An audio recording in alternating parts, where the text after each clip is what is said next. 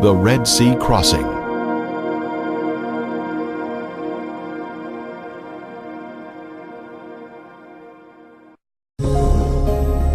Egypt is steeped with a grand history of ancient science, technology, and beautiful structures.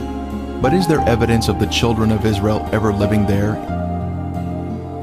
Many years ago, this large stone was discovered in the first cataract of the Nile on Elephantine Island.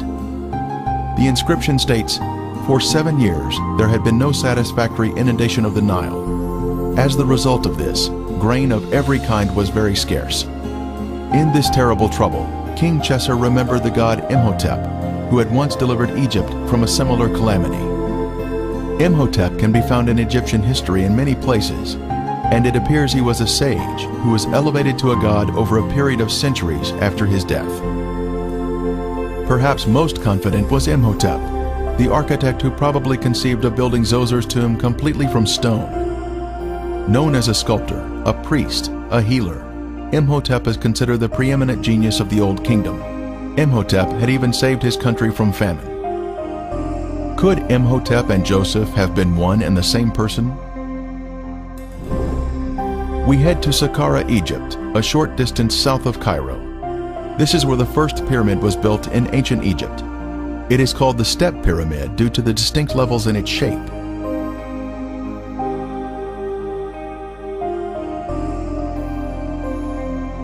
We can see where a smooth veneer layer of limestone had once been applied over the brick, creating a smooth surface, but most of it has since been removed. Here is where we find the statue of Pharaoh Zoser, under whom Imhotep served. It was on the base of this statue of Zoser that Imhotep was mentioned as a man, not as a god. He was first after the king, with his cartouche shown here. At the complex of buildings, the main hall is of importance to us. It was here and in other locations in Egypt that Joseph saved his country from famine. Then Joseph said to Pharaoh, "Indeed, 7 years of great plenty will come throughout all the land of Egypt, but after them, 7 years of famine will deplete the land." In Joseph's day, as one entered the building, they would make their way down this hallway to purchase grain. There would be many cashiers available for customers of various languages to trade for the much-needed food. The famine was all over the face of the earth, and Joseph opened all the storehouses and sold to the Egyptians. As we exit the hallway through the area in the rear, we see over on one side a series of deep structures where grain was stored underground during the 7 years of plenty. Then over the next 7 years, it was sold to the Egyptians and visitors from other countries. A system of vertical underground silos created a cooler environment for the grain to be stored. This was the design of the genius, Joseph. When grain was removed from storage, the oldest grain was carried up by way of this long descending stairway. The grain silos were interconnected via tunnels, which allowed the grain to flow down to a central exit point located at the bottom of this stairway. A record of this event of removing the grain can be seen on hieroglyphics such as this at Thebes, showing the sacks of grain being carried up the stairs from the granaries. Another example of this can be seen at the tomb of Iti. As a way to honor the Lord of Heaven, Joseph built this first pyramid in Egypt at Saqqara to show his thankfulness to the Lord for honoring him and saving the Egyptian people from famine. In that day, there will be an altar to the Lord in the midst of the land of Egypt. Centuries later, many other great pyramids were built in Egypt, following the lead of Joseph or Imhotep. The children of Israel were living in the best of the land of Ramses, as Pharaoh had commanded. This area is the fertile Nile Delta in northern Egypt. And Israel dwelt in the land of Egypt, in the country of Goshen.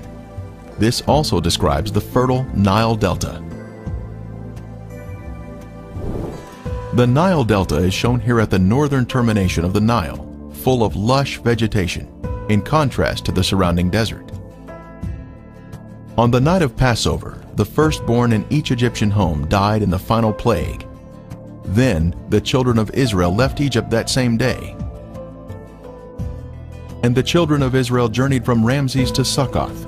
On that very same day, it came to pass that all the armies of the Lord went out from the land of Egypt. On the day of Passover, the children of Israel crossed the canals of the Nile and became an organized unit at Succoth. They had left the country of Egypt proper, but they were still in territory controlled by the Egyptians. So God led the people around by way of the wilderness of the Red Sea.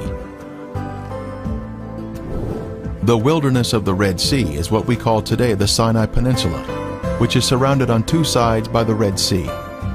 It was through the northern region of the peninsula that they traveled day and night, making their rapid escape from the hands of Pharaoh. During the day they were shaded by the pillar of cloud that would have also provided moisture for them. At night, the pillar of fire would have given them light for their journey. At Etham, they turned south and headed through the mountains in the wilderness of the Red Sea, traveling through a narrow canyon, then stopping at the Red Sea. This expanse of water is called the Gulf of Aqaba today, but in Moses' day it was called the Red Sea. King Solomon also built a fleet of ships at Ezion-Geber, which is near Elath, on the shore of the Red Sea, in the land of Edom. Ancient Elath is modern-day Eilat, Israel. Our modern Gulf of Aqaba is the ancient Red Sea, or Yam Suf. This is the beach where the children of Israel were trapped with nowhere to escape. The Egyptian army was fast approaching, and it appeared death was imminent. The children of Israel cried out, "Because there were no graves in Egypt, have you taken us away to die in the wilderness? Why have you so dealt with us to bring us out of Egypt?" The children of Israel were already out of Egypt when they were preparing to cross the Red Sea. This would exclude any crossing of the Bitter Lakes or the Gulf of Suez. It was at this site that God was preparing to demonstrate to prove His loving care for them. This is the large beach on the Gulf of Aqaba, called Nuweiba, Egypt. This is where it appeared that the forces of darkness were about to be triumphant, but God was in control. Across the Gulf is the land of Midian and the holy mountain of God.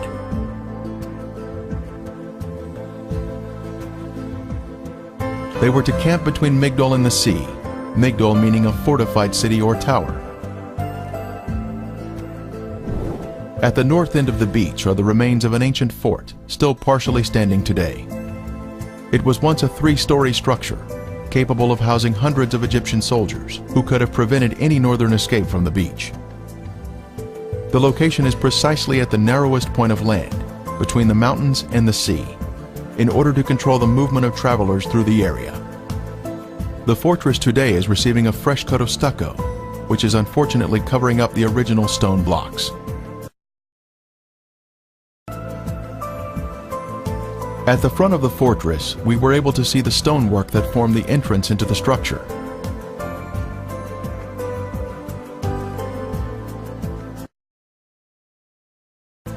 In the middle of the courtyard, we can see an ancient well that would have supplied the fresh water for the many Egyptian soldiers that were housed here.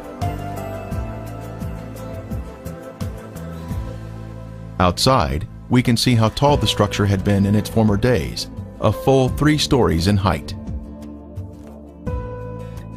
Another description of the location for the Red Sea crossing was camp before Pi-Hahiroth, which means mouth of a hole or canyon. As the children of Israel entered the beach, they had made their way through a system of canyons or wadis and encountered this beach at the Red Sea. The Bible tells us, "They are entangled in the land, the wilderness hath shut them in." They had finally made it through the canyons that snaked their way through the mountains, but now they were trapped on the beach. And the angel of God who went before the camp of Israel moved and went behind them, and the pillar of cloud went from before them and stood behind them. So it came between the camp of the Egyptians and the camp of Israel. It was here that the pillar of cloud blocked the Egyptians from advancing toward the children of Israel. For there was on each side a ridge of mountains that terminated at the sea, which were impassable by reason of their roughness and obstructed their flight. There must have been excitement as they reached the beach at the sea, but that soon turned to gloom as they discovered their plight they were trapped on the beach, awaiting their death at the hands of Pharaoh.